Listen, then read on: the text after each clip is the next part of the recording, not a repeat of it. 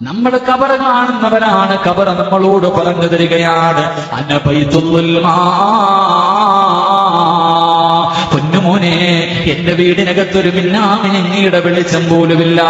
എന്റെ ഖബറിനകത്ത്, ഖബറെന്ന് പറയുന്ന എന്റെ വീടുണ്ടല്ലോ, അതിനകത്ത് പ്രകാശമില്ല, അതിനകത്ത് വിളക്കില്ല, അതിനകത്ത് വെളിച്ചമില്ല.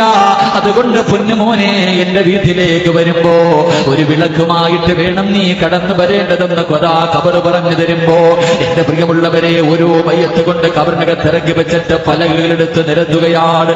ഒരൽപ്പം പ്രകാശം പോലും അതിനകത്തേക്ക് കിടക്കുന്നില്ലല്ലോ, ഒരൽപ്പം പ്രകാശം പോലും അതിനകത്തേക്ക് കിടക്കുന്നില്ലല്ലോ.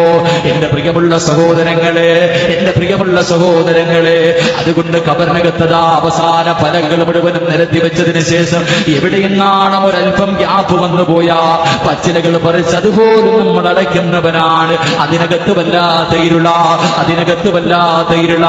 അതുകൊണ്ട് അല്ലാഹുവിന്റെ റസൂല് പറയുകയാ, ഖബർ പറയുന്ന ചെറുപ്പക്കാരാ, എന്റെ വീട്ടിലേക്ക് കടന്നു വരുന്ന സമയത്ത് എന്റെ പൊന്നുമോനെ ഒരു വിളക്ക് കൂടെ കൊണ്ടുവരണേ എന്ന് റസൂലുള്ളാഹി തങ്ങളെ പഠിപ്പിക്കുമ്പോ, ആദ്യ മണ്ണിനകത്തേക്ക് കടന്നു പോകുമ്പോ കൊണ്ടുപോകാറുള്ള പ്രകാശമേതാ? പാതിരാത്രിയിൽ എന്റെ പ്രിയപ്പെട്ട ചെറുപ്പക്കാരാ, ഈ സദസ്സിൽ ഒരുമിച്ച് കൂടിയവരെ ഖബറിലേക്ക് കൊണ്ടുപോകേണ്ട പ്രകാശമേതെന്നറിയുമോ? അല്ലാഹുവിന്റെ റസൂല് പറയുകയാ, തതജാഫാ ജുനൂബുഹും അനിൽ പാതിരാത്രി എല്ലാവരും കിടന്നുറങ്ങുമ്പോ, ഇന്ന് വാഴ കഴിഞ്ഞ് ഇവിടെ നിന്ന് പിരിഞ്ഞു പോയി വീട്ടിൽ പോയി എല്ലാവരും ഭക്ഷണം കഴിച്ച് കിടന്നുറങ്ങി. എന്നിട്ടതാ പാതിരാത്രി 2 മണിക്ക് 3 മണിക്ക് അല്ലാഹുവിന്റെ പള്ളിയുടെ മിനാരത്തിൽ നിന്ന് സുബ്ഹി ബാങ്ക് വിളിക്കുന്നതിന് അല്പം മുമ്പെങ്കിലും എഴുതിയിട്ട് അതാ തഹജ്ജുദ് നിസ്കരിക്കുന്നവരുണ്ടല്ലോ, 2 റക്അത്ത് നിസ്കരിക്കുന്നവരുണ്ടല്ലോ. അല്ലാഹുവിന്റെ റസൂൽ പറയുന്നു, പാതിരാത്രിയിൽ എഴുതിയിട്ട് നിസ്കരിക്കുന്ന നിസ്കാരമുണ്ടല്ലോ, അത് നിന്റെ ഖബറിനകത്ത് പ്രകാശമാണ്, അത് നിന്റെ ഖബറിനകത്ത് പ്രകാശമാ. അതുകൊണ്ട് നീ തഹജ്ജുദ് നിസ്കരിക്കണേ എന്ന് റസൂലുള്ളാഹി തങ്ങൾ പഠിപ്പിക്കുമ്പോ, ആ നിസ്കാരം നമ്മുടെ ജീവിതത്തിലുണ്ടോ? ആ സ്വഭാവം നമ്മുടെ ജീവിതത്തിലുണ്ടോ? പാതിരാത്രി എഴുതിയിട്ട് നിസ്കരിക്കാറുള്ള ഒരു മനസ്സ് നമുക്കുണ്ടോ? മഹാനായ റസൂലുള്ളാഹി തങ്ങൾ പറയുകയാണ്, ദുആ ചെയ്താൽ സ്വീകരിക്കുന്ന 11 സമയങ്ങളുണ്ട്.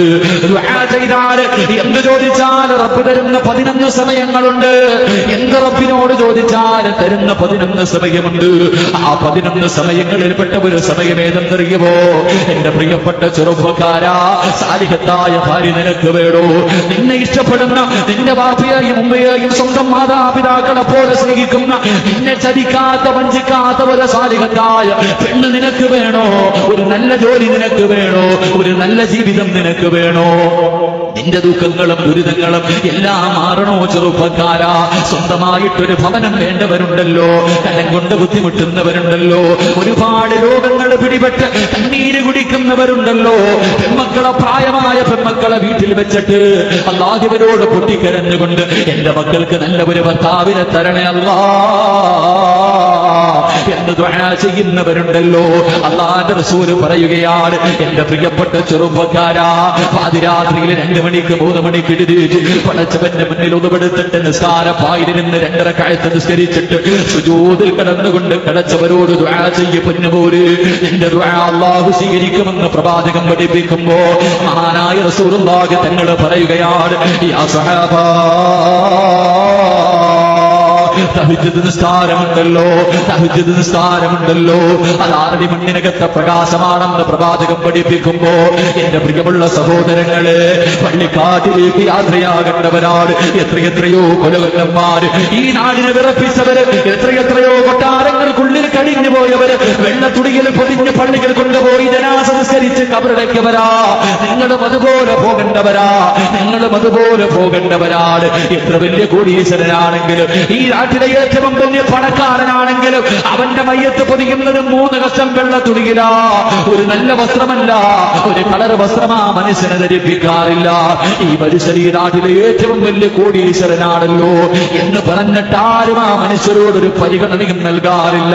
കടത്തിണ്ണയിൽ കിടന്ന് മരിക്കുന്ന മുസ്ലിമാണെങ്കിലും ആ മനുഷ്യന്റെ ജനാസയും വെള്ളത്തുണിയിലാണ് പൊതിയുന്നത്. അതുകൊണ്ട് സഹോദരാ, എത്ര കൊട്ടാരത്തിന്റെ അകത്ത് കഴിയുന്നവനാണെങ്കിലും മണ്ണിൽ പോയി കിടക്കേണ്ടവനാ. കൊണ്ടുവന്നവനാണ്. നിന്റെ വീടിനകത്ത് പാതിരാത്രിയിൽ എന്റെ പ്രിയപ്പെട്ട പൊന്നുപോലെ ഒരു 5 മിനിറ്റ് ലൈറ്റടച്ചിട്ട് ഒറ്റക്കിരിക്കാൻ നിന്നെ കൊണ്ട് കഴിയുമോ?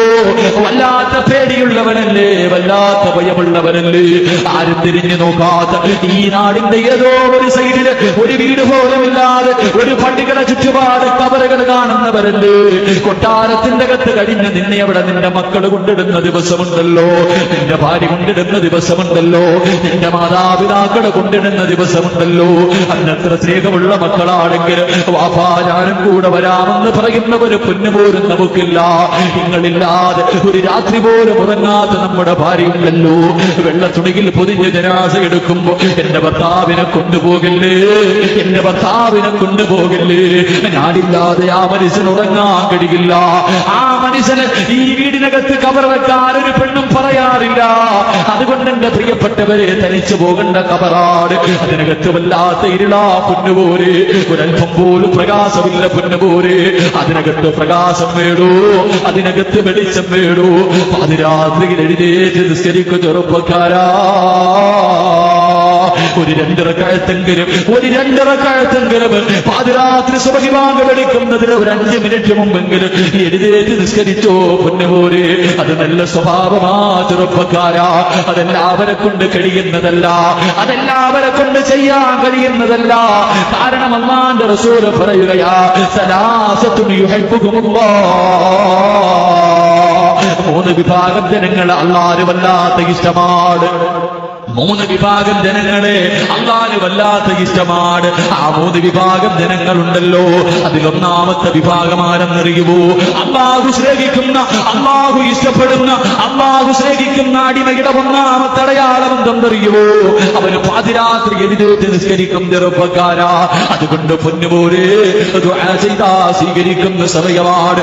പാതിരാത്രിയിൽ എഴുന്നേറ്റ് നിസ്കരിച്ചു കഴിഞ്ഞാൽ കബറിനകത്ത് പ്രകാശമായി കടന്നു വരുമെന്ന് പ്രവാചകം പഠിപ്പിക്കുമ്പോ അല്ലാഹുവിന്റെ റസൂൽ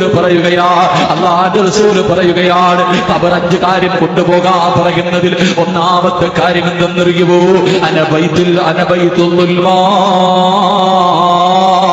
പൊന്നുമോനെ, എന്റെ കബറിനകത്ത് വല്ലാത്ത ഇരുളാ ചെറുപ്പക്കാരാ. അതിലേക്ക് കടന്നു വരുമ്പോ ഒരു വിളക്കുമായി കടന്നു വരണേ എന്ന് ഖുർആൻ